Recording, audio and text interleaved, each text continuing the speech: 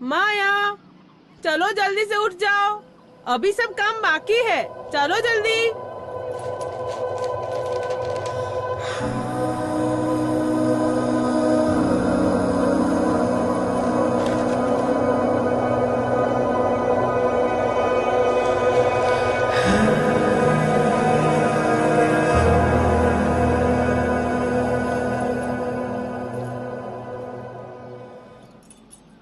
बापू, मुझे भी भैया के साथ स्कूल जाना है। तू स्कूल जाके क्या करेगी छोरी?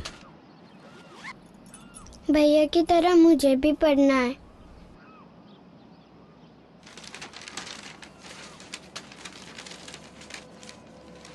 तू पढ़ाई लिखाई करके क्या करेगी छोरी? हैं?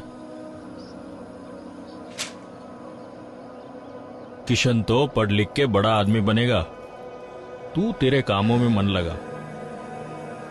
तेरी माँ ने बताया नहीं? पर बापू, घर का काम तो माँ मुझे सिखा तेरी देगी। माँ को पूछ, वो कभी गई है स्कूल पढ़ने के लिए?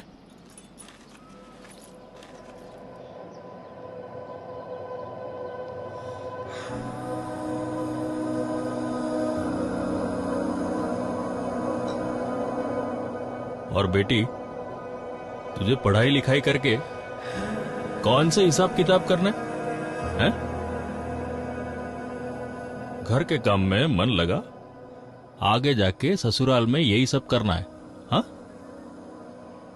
और हाँ, जिस गली जाना नहीं उस गली का पता क्यों पूछती है?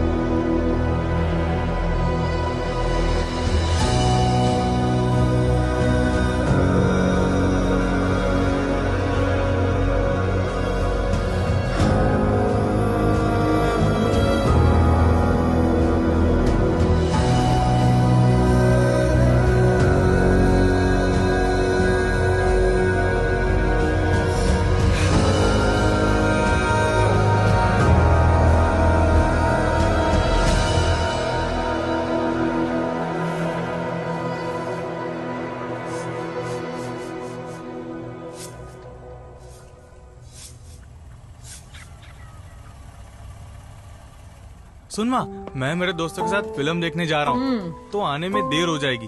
और हाँ, बापू को मत बताना। ठीक है बेटा।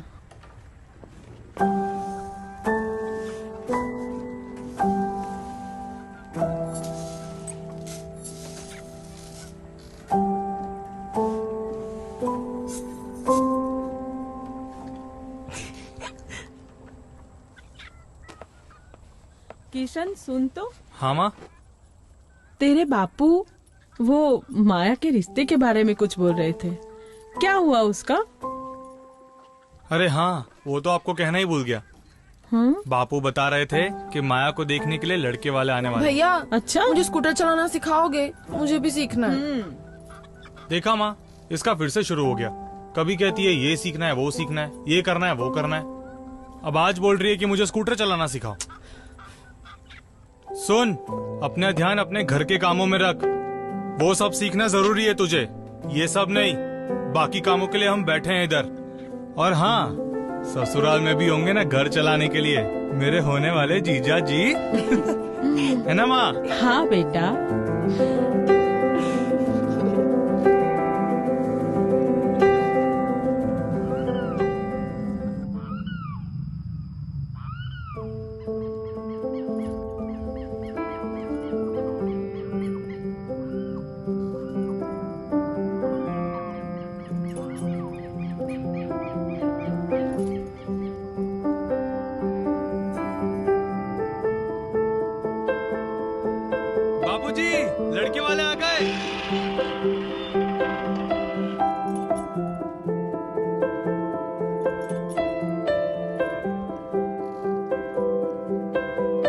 नमस्ते नमस्ते नमस्ते। आइए आइए। आइए आइए। अरे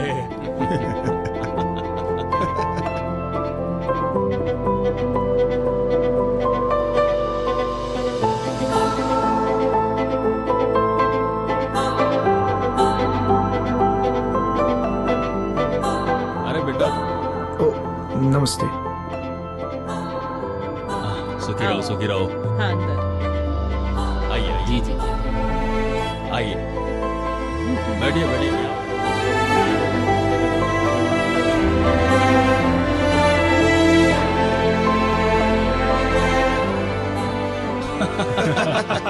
एकदम सही कहा। जी जी। अरे मुकेश बेटा, कब से क्यों चुपचाप बैठे हो? अपने बारे में कुछ बताओ तो सही। जी, शहर में मेरी कॉस्मेटिक की दुकान है। अच्छा, इसीलिए तो इतना गोरा है हमारा मुकेश। सही है सही है। माया, मेरी लाडो बिटिया, फूलों की तरह पाला है उसे। बचपन से हर एक इच्छा ही पूरी की है उसकी।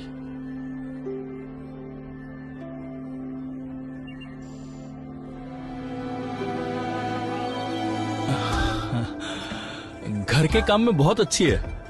आपके घर को बहुत अच्छी तरह से संभालेगी।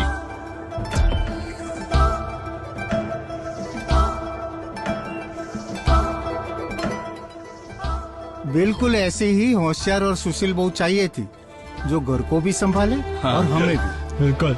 और बाकी सारी जिम्मेदारी संभालने के लिए तुम है ही। है भाई।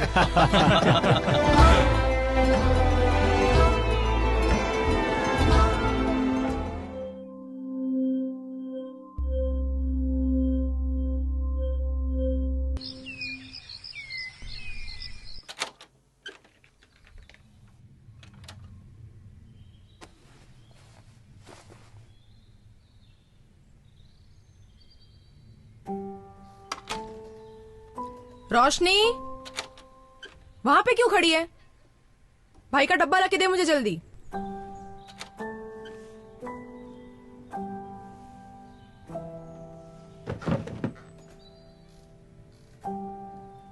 मम्मी मुझे भी भैया के साथ स्कूल जाना है। तू क्या करेगी स्कूल जाके? मैं गई हूं कभी स्कूल? तुझे सिर्फ मुझसे घर के काम सीखने हैं। बताया तो है पता नहीं कितनी बार।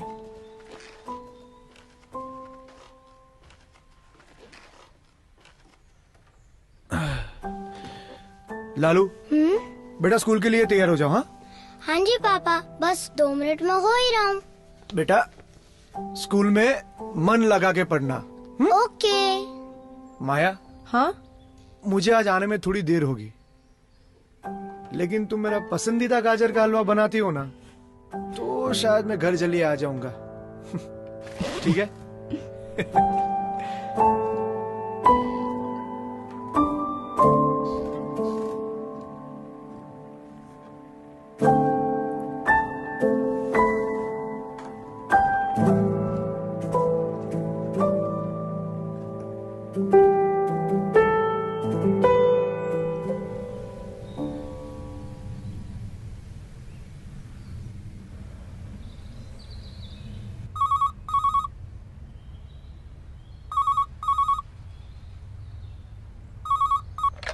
हेलो। हेलो।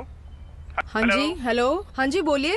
मेरी आवाज आ रही है? हाँ, सुनाई दे रही है, बोलिए। हाँ जी, मैं सिटी हॉस्पिटल से बोल रहा हूँ। हेलो। हेलो। मुकेश हाँ, का- बोलिए। मुकेश का एक्सीडेंट हो गया है और वो अब नहीं रहे। हेलो। हेलो।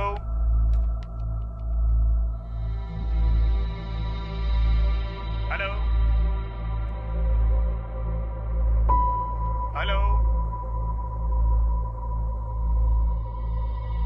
हेलो।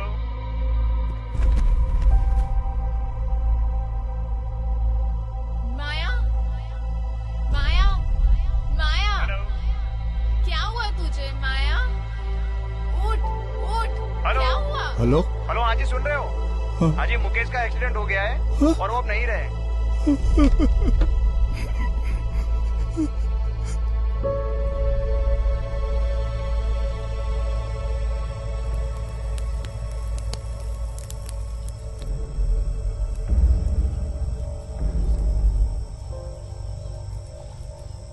बाबूजी, वो मुकेश के दुकान की चाबी आ गई है।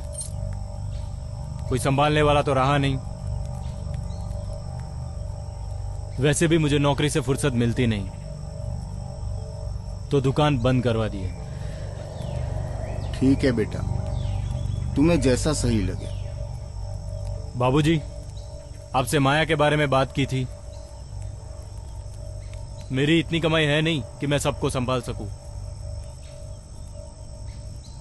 आप माया को उसके मायके क्यों नहीं भेज देते?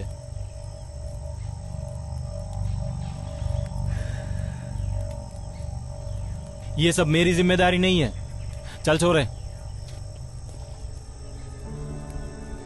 बेटा, इस उम्र में अब मैं कैसे किसी की जिम्मेदारी संभाल पाऊंगा?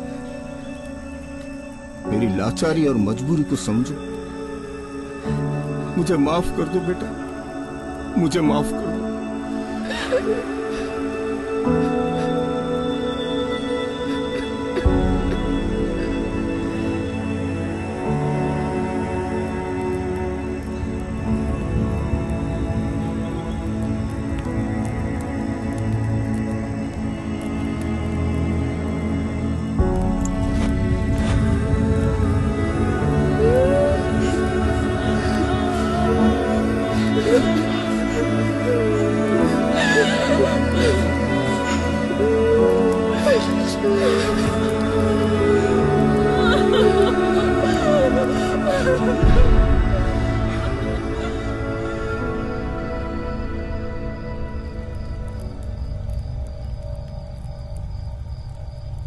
बेटा,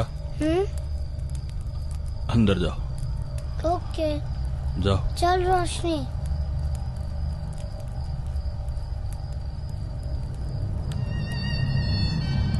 बापू, माया और दोनों बच्चों को यहाँ भेज देने का क्या मतलब होता है? माया को संभालना उन लोगों की जिम्मेदारी है। उन लोगों ने नहीं संभाला, इसीलिए तो भेजा है। इसका मतलब जिंदगी भर अब हम संभाले?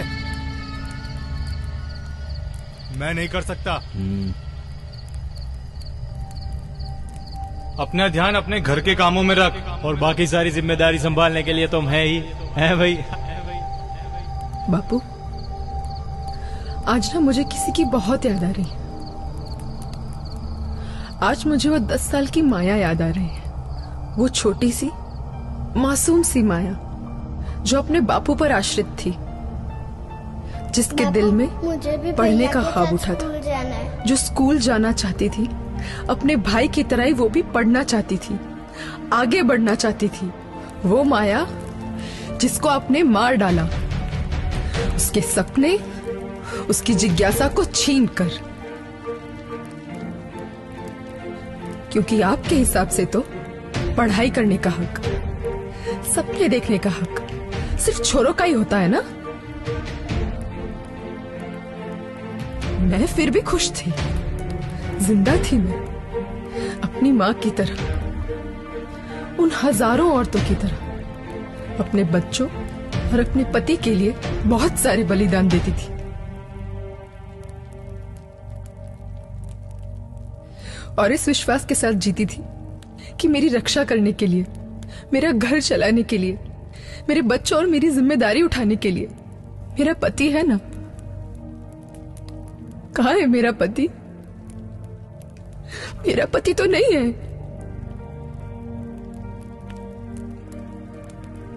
बापू, एक बार और कोशिश करते हैं। मुझे भी पढ़ना है, मुझे स्कूल जाना है। क्या हुआ बापू? दो ना वही जवाब। तुझे कौन सा हिसाब देखना है? मेरे पति की दुकान बंद हो गई बापू, क्योंकि हिसाब देखने वाला तो कोई रहा नहीं।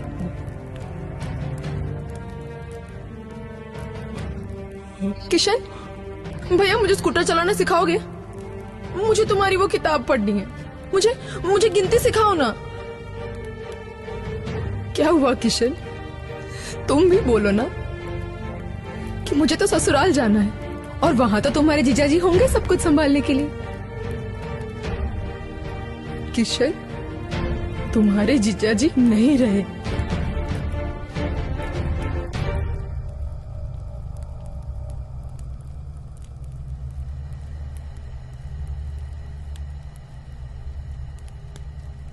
आज अगर मैं पढ़ी लिखी होती, कुछ सीखी होती, तो मेरे पति की दुकान ऐसे बंद नहीं होने देती, कुछ भी छोटा मोटा काम कर लेती। लेकिन इस तरह मुझे अपने और अपने बच्चों के लिए किसी के आगे हाथ नहीं फैलाने पड़ते, किसी पे बोझ नहीं बनती मैं। बापू, आपने तो मेरी हर इच्छा पूरी की थी ना, तो मेरी पढ़ने की इच्छा को पूरा क्यों नहीं किया? क्यों आपको छोरियों को पढ़ाना जरूरी नहीं लगता? क्यों हमेशा हमें यही सिखाया जाता है कि पढ़ना लिखना, कमाना, घर चलाना ये सब सिर्फ मर्दों का ही काम है? हमेशा औरतों को मर्दों पर निर्भर बनाया जाता है। क्यों हमें आत्मनिर्भर नहीं बनाते?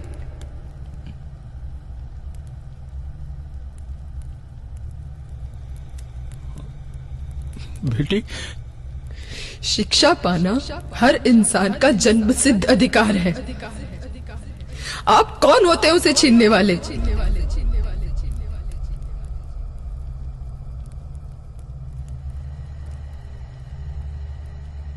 उस दिन मुझे अपनी गलती का एहसास हुआ। एक पिता होने के नाते मेरा प्रायश्चित तब तक पूरा नहीं जब तक समाज में समानता का अधिकार ना हो। इसमें लड़का और लड़की में भेद कैसा? आज मुझे लगता है कि वो कन्यादान अपने आप में पूरा नहीं जब तक हम अपनी बेटियों को शिक्षित ना करें और उसे आत्मनिर्भर ना बनाए। मेरी हर पिता से विनती है कि वो अपनी बेटियों से शिक्षा प्राप्त करने का अधिकार ना छीने।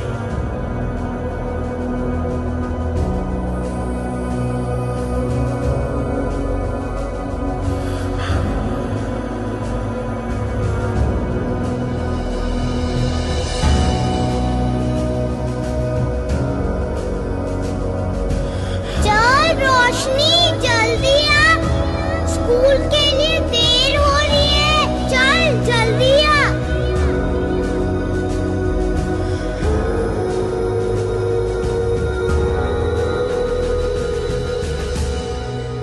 मेरी जिंदगी में दूर दूर तक सिर्फ अंधेरा था। बाय। कोई रास्ता नहीं दिख रहा था, लेकिन मैंने उम्मीद नहीं छोड़ी। अब मैं अपनी बेटी को पढ़ा रही हूं और मुझे विश्वास है कि मेरे और मेरी बेटी के इस अंधकार भरे जीवन में रोशनी जरूर आएगी।